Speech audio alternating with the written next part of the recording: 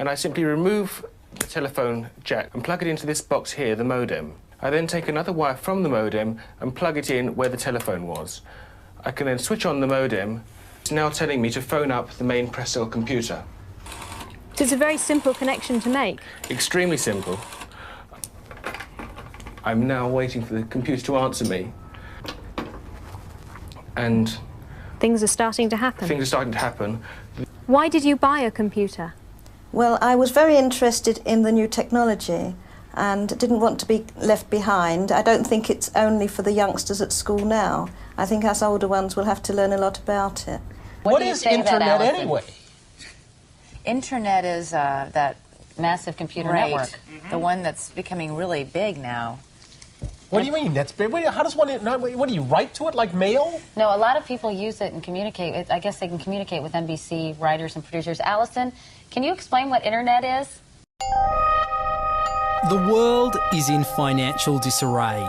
Currencies failing, economies in wild flux, jobs being lost. But what if you could build an entirely new economy, one specifically designed for the digital realm? Well, that is the dream behind Bitcoin.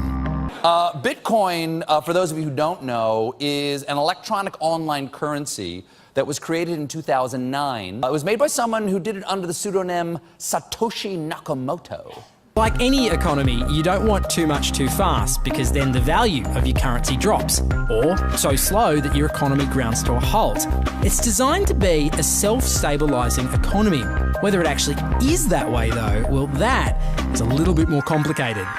Because some people have said, hey, Bitcoin is the answer to those problems. Are you a believer? Well, Bitcoin is exciting because it shows how cheap it can be.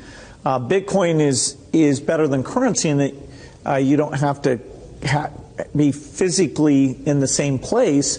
And, of course, for large transactions, currency can get pretty inconvenient. And what is Bitcoin? Bitcoin is a currency on the internet. I sent 100 euros worth of Bitcoin from here in Tokyo directly to you guys through this camera, through the network, through the TV, right into your home. If I had tried to do that, send you the money with a traditional bank, it would have taken several days and probably cost 30 euros. I just did it right now with Bitcoin instantly, basically for free, and didn't have to ask anybody for permission. I didn't need a bank, I didn't need a government, I didn't need anybody. I just needed myself and you and our smartphones to do it. That's the power of Bitcoin. Wall Street is fraud, America is fraud, the world is fraud, banks are fraud, central banks are fraud. We live in an era of fraud. It's all based on fraud, and they get a percentage of the fraud. That's the business model. To suggest that there is any moral or ethical aspect to anything that's going on now is to be completely naive about the fact that we live in an era dominated by financial terrorists, jihadis of banking. They're here to kill you and themselves. They believe in an ideology, not the Quran, but Adam Smith, that they completely misread and interpret as something to justify their blowing themselves up. Janet Yellen's a terrorist! Mario Draghi's a terrorist! The Central Bank of Japan is a terrorist! These are the real terrorists! Funds received. This community is switching to what they think is a better monetary system. A system in which banks are no longer needed because payments could be made directly from one person to another. Bitcoin is fundamentally different because in Bitcoin, you don't owe anyone anything and no one owes you anything. It is not a system based on debt. It is a system based on ownership. And no one can censor it, no one can seize it, no one can freeze it. It's November the 2nd, 2008, just 6 weeks after the Lehman Brothers collapse. And all over the world, there are panicked debates about how to save the banks. Then, on a little visited web forum for cryptographers, a document appears in which a completely new monetary system is proposed. The visionary author calls himself Satoshi Nakamoto. These were the darkest days of the financial crisis. So that to me suggests a very clever mind that saw an opportunity, the perfect opportunity to introduce a new radical technology and a new radical approach to money and finance at just the right moment when people would be very open to making this big shift that's required to adopt a new currency. What's exciting for me is like a global economy. Right now we say we have a global economy, but I can't take $1 and give it to you in the Netherlands and then you know what to do with it, right? You would have to go and change it to your native currency. And when you kind of eliminate that step, and I can just send you one form of payment and you can send me a product in a matter of seconds, that starts to change things from a global perspective. How could this digital coin invented by this Satoshi Nakamoto become hundreds of times more valuable than the dollar? And why do enthusiasts like Roger Fear want the world to switch to bitcoins? I'm giving every single person here 1,000 yen worth of bitcoins, which is like $8 and something cents. Back in the early days, you know, I'd get phone calls from my buddies. Oh, hey man, I lost 10,000 bitcoins because my computer blew up, right? Back then, one bitcoin was less than a penny, right? So nobody cared. They lost $10. I don't care, right? And now 10,000 bitcoins, that's $5 million. That's a big deal, right? Bitcoin is a decentralized electronic cash system that uses peer-to-peer networking along with digital signatures and cryptographics to generate currency. Now, with traditional money, think dollars, the euro, pesos, you've got a central bank, like the Federal Reserve.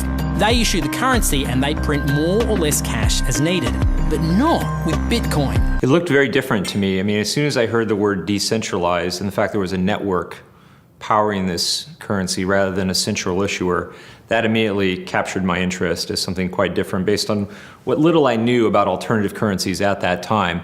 The government couldn't come in and shut down a server and end Bitcoin. It would have to shut down the entire internet or turn off the electricity grid to stop Bitcoin. And so that was really attractive. So gold is kind of hard to divide. Bitcoin divides down to 8 decimal points instantly, super easily. Gold is really, really difficult to transport. If I want to transport gold from here to Moscow, it'll cost a bunch of money to do that, and it's dangerous, and you have to have armed guards and who knows what. With Bitcoin, I can send Bitcoin from here to Moscow or to Holland instantly, just like that, basically for free. I don't have to pay for a bunch of armed guards. It just happens almost like magic. If you ever ask somebody why they think gold's valuable, they can't ever really tell you. They always give you these like weird stories around, oh, it's like a precious metal, isn't it? It's pretty. While we think it has all this intrinsic value, this intrinsic value of gold has been largely constructed in people's heads, often by actually like association with power, association with religious figures. Bitcoin has potential for similar types of construction. Inventor Satoshi Nakamoto has completely relinquished his control of Bitcoin. But he does own 1/20th of all Bitcoins himself. So if one day Bitcoin does become widely accepted as a currency, he will be one of the richest people on Earth. Satoshi invented one of the most important inventions in the entire history of humankind that's going to improve the lives of everybody on the planet for the better. If he had half of all the Bitcoins, he would still deserve it. A lot of people have asked me who Satoshi is since I got in so early. I think I've got a pretty good idea, but I like to keep that one close to my chest. So why? I mean, tell me. Because I'm not 100% certain. And the reality is it doesn't really matter, right? It doesn't matter who Satoshi is. Why did he disappear, you think? He undermined the ability of every single government on the entire planet to control the money supply. And that's how every single government in the world is controlling their citizens and their economies today. And he just basically, knocked their feet right out from under them with the invention of Bitcoin. And I'm sure that's going to make a lot of people who want to control other people by force really, really upset. So yeah, I think it's really, really smart for him to have disappeared. And for me, it probably would have been smarter for me to keep quiet too, but Bitcoin's too exciting for me to stay quiet about. I think a lot of people are underestimating the way in which Bitcoin and the blockchain are going to change the power structures in society in general. I mean, I grew up in the US and I see all these people like, yeah, nuke everybody in the Middle East and kill them all. And then they have the former Secretary of State Madeleine Albright on 60 Minutes, one of the most popular news shows in the US. And they asked her, they said, like, there's reports that more than 500,000 Iraqi children have died as a direct result of US sanctions. And she looks back at her with a straight face and she goes, it was a really tough decision, but I think that it was worth it. Worth murdering 500,000 kids because of what the government did, and I apologize for crying, but it just disgusts me from my core when I see government people murdering people around the world. It's not just theoretical, these are real people with real lives. And it's real people, and Bitcoin has the power to undermine everything they're doing to people around the world. And I'm sorry for shouting, but it just disgusts me what these people in government do. And they do it through central banking and through the control of the money supply, and Bitcoin takes that away from them.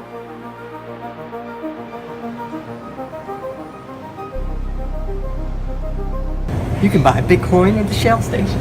Check it out. $0 to $2,000. Put your phone number in here. Put the code in. Scan it.